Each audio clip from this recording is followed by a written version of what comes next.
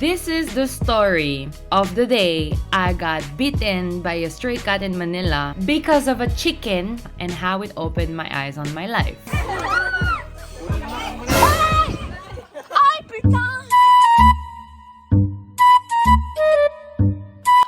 May isang pusang kalye kumagat sa akin the day before my flight back to Paris. Hello mga sinigenggeng! Kamusta kayo?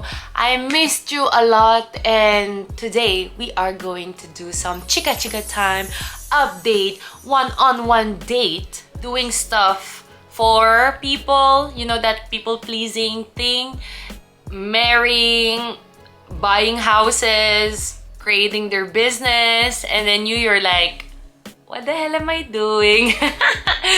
I'm gonna share with you a big thing that happened to me this year that I kept very secret and confidential, but now I'm gonna spill the tea. I have more surprises to come this coming October, November. I'm gonna tease it here because this is gonna be exclusive for you guys on YouTube. Sit down like me kasi nakaupo ako dito sa kwarto, parang chill lang. Take some food, some drinks para comfortable kayo. And let's start to talk and chika. A lot of things happened and mentally, parang may epiphany ako about my life and what I want to go towards to. I feel like parang this year it's a big transition and maybe some of the things I've realized can resonate with you and your situation, and maybe I can help you with some stuff that you're going through. First thing, I got bitten by a stray cat in Manila. May isang pusang kalye kumagat sa akin the day before my flight back to Paris. This moment, when I went to the hospital, explain ko sa inyo later paano nangyari yun and how all of that happened. But the crazy thing is that it made me realize so many stuff in my life. Ewan ko kung sign yun or something. From the universe. I'm a big believer of things don't happen for no reason. My gut this time parang ang lakas and was telling me something strong. Just listen until the end para you'll understand why I got this epiphany. Back to the basic, why did I go to the Philippines when I was just there a few months ago? So mainly for family reasons. We lost our grandmother last year on August. So it was the first death anniversary and it was important for the whole family to gather and make a reunion memorial for my Lola.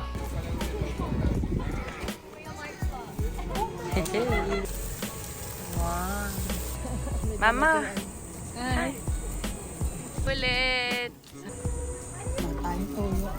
The past few years, it was a whole roller coaster in my life. I felt na parang I wasn't controlling my life and I kept doing stuff for people, you know, that people-pleasing thing. And I felt overwhelmed and parang na-reach a point na I was like, what did I do for me? Traveling a lot is cool, but when you don't have anything stable and you come back in your hometown, you feel like you didn't do anything and that you've wasted your time, and you know that feeling na everyone around you is like marrying, buying houses, creating their business, and then you're like, what the hell am I doing?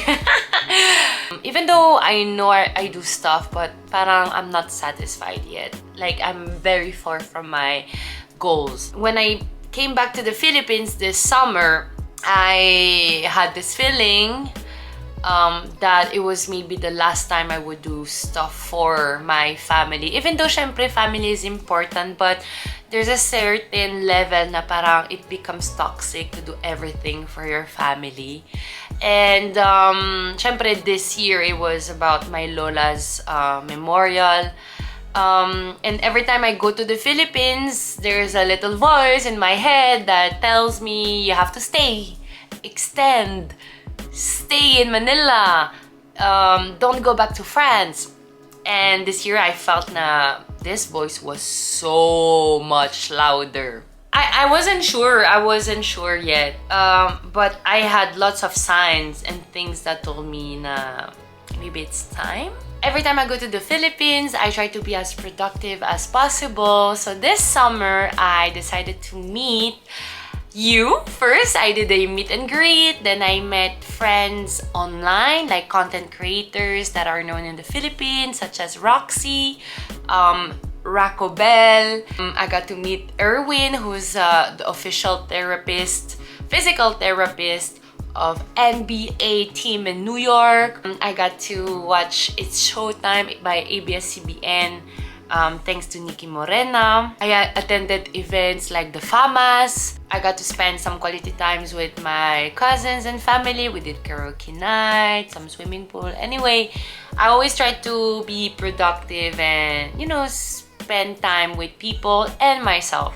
But not gonna lie, there were like little signs telling me that there's gonna be a big change. Losing our Lola was very painful for everyone, especially my mom and all the children. We knew that it was gonna change everything in our lives because the main house is gonna be sold and there's not gonna be anymore the main house to gather every Sunday. Alam nyo that tradition of Family Sunday? Then you meet everyone, all the cousins, it will disappear. Siyempre nakaka-stress, it's nerve-wracking, but it also made me realize that I have to take my life in control to make my Lola proud and do something. And for everyone who lost their loved ones this year, I just want to show my empathy and tell you that that person you lost is now in a better, peaceful place and it will always love you and that you will always have them in your heart. And I just wish you all the peace and the love that you need and the time that you need to grieve. To honor my Lola's death anniversary, we did a reunion dinner at the house, and then it was her birthday, and that was the day before my flight. And we all went to the memorial, brought food. This is really similar as the Mexican tradition of El Dia de los Muertos, where families go to the cemetery and they celebrate, weirdly, the death of someone. It's not a celebration of their death, but it's more like celebration of remembrance, of memorial, and also sticking with each other and still be together. So it was very important. But that's when the accident came with the cat. And I have to tell you, this was so weird because before that day, okay, before August 20, which is my Lola's birthday, I had so many stuff happening telling me, Léah, you have to stay to the Philippines, or it's soon gonna be the time for you to stay in the Philippines and, I don't know, build your career or do more meaningful stuff or like make your dreams come true. I have no idea. So I'm gonna share with you very fast what happened. First, Roxy told me, why don't you stay in the Philippines? You would have a lot of partnerships and collaborations with brands as an influencer. Nikki Morena told me the same thing, plus she really motivated me to, you know, consider showbiz and bring my cup of tea, which was crazy to hear. And third, I'm gonna share with you a big thing that happened to me this year that I kept very secret and confidential, but now I'm gonna spill the tea. I got offered a acting job role in the Philippines to play in a very famous comedy sitcom called Pepito Manolo. And it's actually the main actor, Sir Michael Bitoy, who contacted me through DM in Instagram. Which is crazy, diba? Like, when I received his DM, sabi ko, ano ba to? Totoong account ba to? Is this a prank? Is this a prank? But it was real. He saw my TikToks. He saw my comedy skits, French, Tagalog. And since they were looking for a new talent to play a foreigner, he was like, why not a French Filipina? So then I met his production and creative team who have the last decision. I was very nervous because it's a big thing, and I don't know, I was excited. I didn't want to lose that opportunity. It was for 4-month job from August to November or more, depende. And I was like, oh my god, I feel like if it's a yes, then I may not come back to France for a while, and that's it. Like, it's the start. So I was very happy, very flattered to be acknowledged and contacted like that. It showed that my comedy skits are actually funny and made him laugh. So I was super, syempre, natuwa ako dyan. But I don't know, I was very nervous also because I knew it was gonna change a lot of things. Maybe na overthink ko.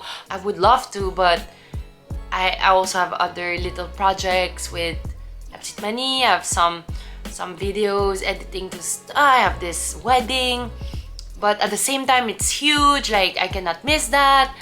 So that was the moment I knew I had sometimes to be selfish, but at the end I wasn't the one making the final decision.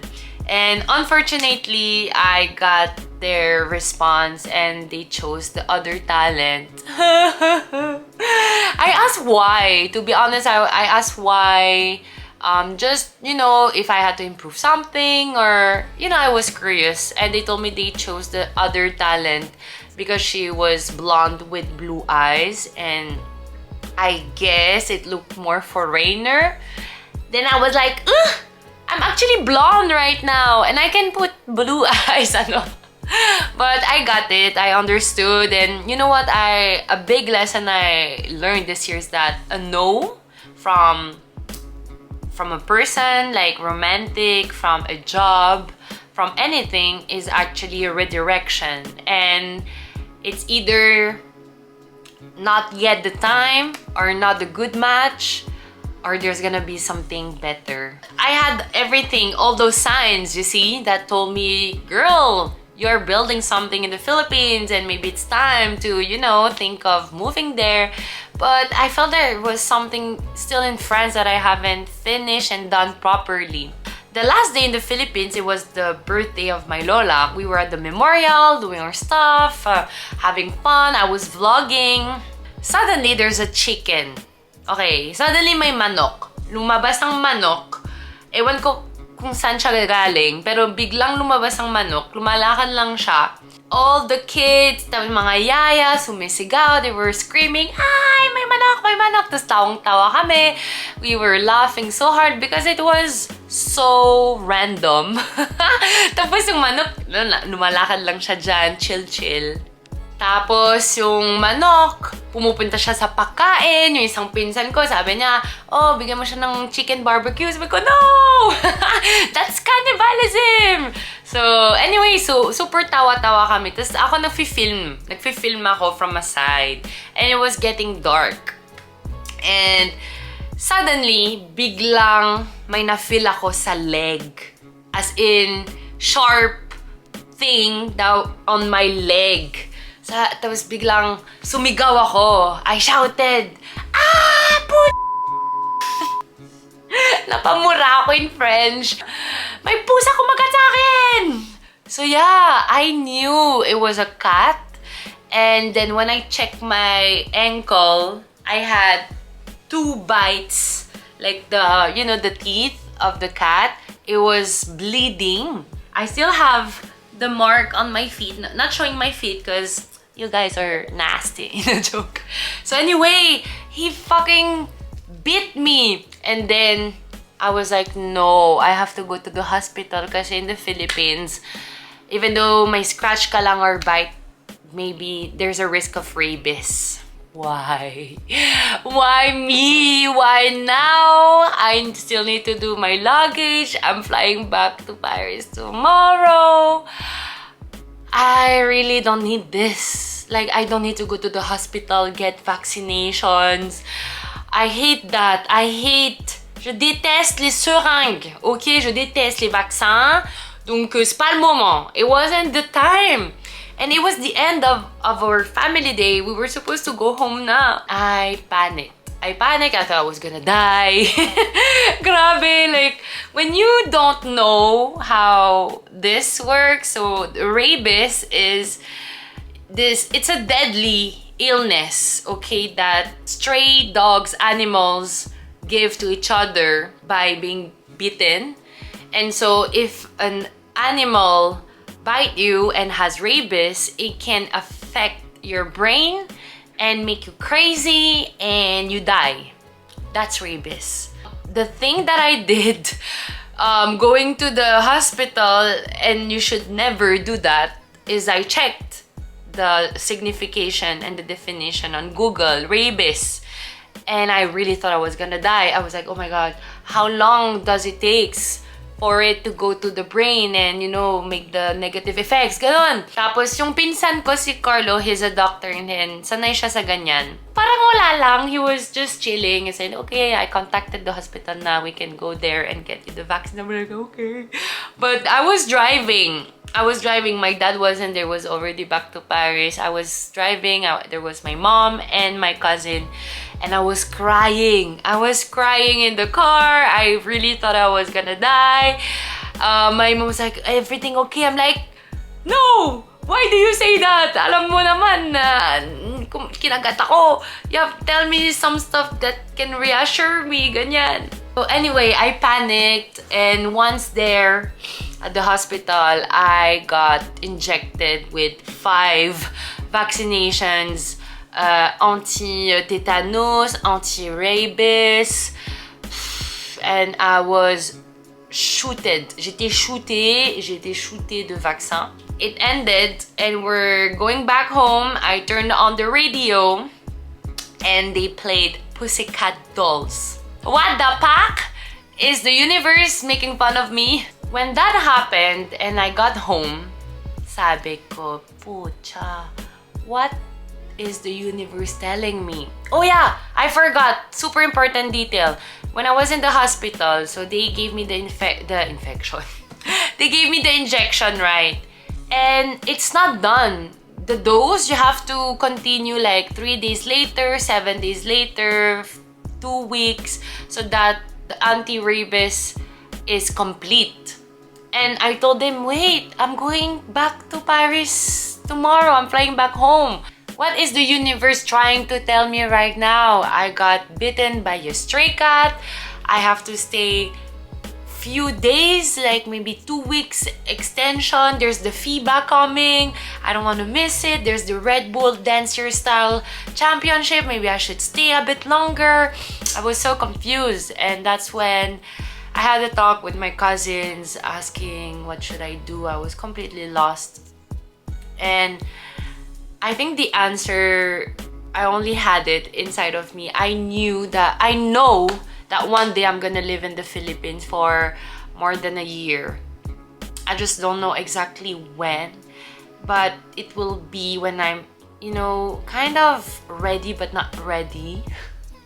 It's like I just need to finish well things in France and do things right, because I was committed to some projects and I want to say bye in a nice and respectful way so that I have their blessings and I do things right, you see? All these little signs were telling me that I'm getting closer to my goals, and I just have to keep on going and doing my thing, working on my projects, on myself also, like mentally, physically, to be in shape, to be ready when the good opportunity is coming. So that's why I was very proud and happy to do the meet and greet in Manila. It was my first meet and greet to meet you, the community, the followers. I was very nervous, not gonna lie, because I was going there alone. If you wanna watch the meet and greet, this is the video, but parang the ending is a bit bitten because I didn't have, I think, battery anymore.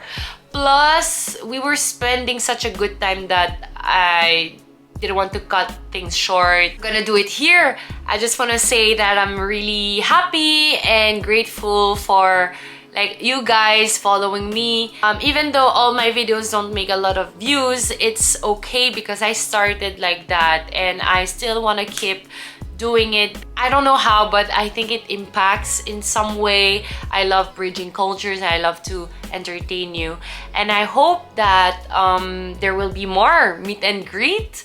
Maybe the next one should be in Paris. Even though there's a screen out there, we're still human and we need human connections. I have more surprises to come this coming October, November. I'm gonna tease it here because this is gonna be exclusive for you guys on YouTube. I'm planning to launch a podcast that will be called HeyoLeah because it's mixed. It's gonna be a mix of topics about the mixed cultures. And allo in French is when you say bonjour and when you say hello to the phone, allo. So yun. And the second one is I'm planning to launch a exclusive merch in my branding, French Tagalog, and I hope that you will enjoy it. I will give more details on Instagram before the year ends. I really wanna make more food tasting videos of making French people try Filipino food. And I'll try to make more videos with my parents because I know lots of you discovered me with my dad and my mom, so it would make more sense. So if you guys like this cap, it's a limited cap of the Philippine flag created by La Petite Manie. It's an association based in Paris that promote the Filipino culture in France. So we organize events to promote Filipino food, music. So we did a lot of events this year. So there you go. Merci, salamat, shukran for listening to me for this one-on-one date. This is Groot. Don't hesitate to follow me also on Instagram, TikTok, and here. Hey yo! Salamat ka Ash. It's Léah with an H and welcome to the last vlog here in Manila kasi pauwi na kami tomorrow. This is the main reason why bumalik kami dito sa Philippines this August. It's to celebrate our Lola's death anniversary and birthday. Today, August 20, it's her birthday, 89 years old. So, yun, gathering and kakain tayo, celebrate family time, family Sunday. And yun, so come join us for this birthday celebration with Lola. We miss you, Lola, a lot. Hi, guys! Kamusta? Wow! Ano yan? Woohoo! Ito yung crush ko. Si Crush. Hello! Wow! Pogi! Wow! Pa-heart. Makdo. Love ko to. Love ko si Lucio. Hi, Logan! How's the hot dog? Hot and cool. Hey, Stacia! What are you eating? Yay! Hi, guys! Wow! Carlo, mukhang 18 years old ka lang. Anong games to? One night. We can play it later. Ooh, Parang, okay. parang Board apat games. You can play that. Nice. Ooh, bon appetit! Zoe, look at the rice. Yeah. Ang dami. Oh, rice girl. Wow! Chicken joy. May chicken hot dog naging helicopter. Helicopter.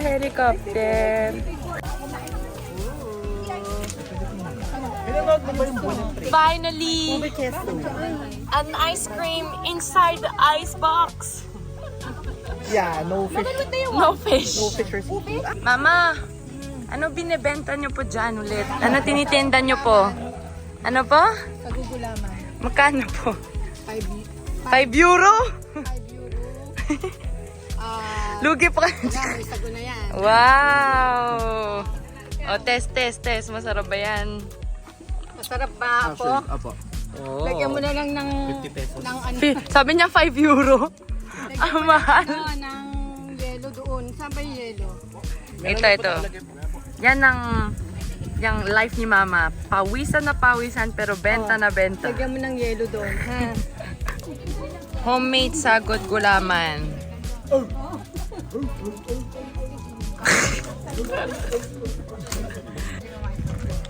Wow! Bon appetit!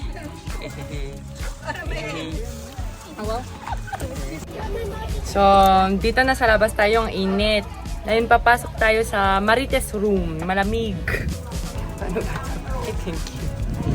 Hi! Hello po. Wow, what a beautiful smile. Hello po. Hey. Okay. Nakita kayo nila Tita Ates, ha? That's how you get humbled in life. By family. Sino yun? Hey! Andox! Papa Andox! Hello! May bago tayo. May manok.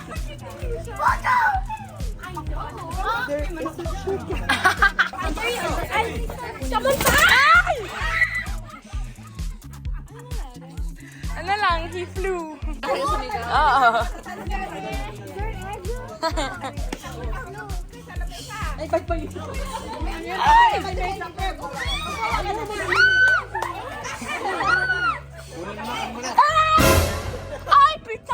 This is the story of the day I got bitten by a stray cat in Manila because of a chicken and how it opened my eyes on my life.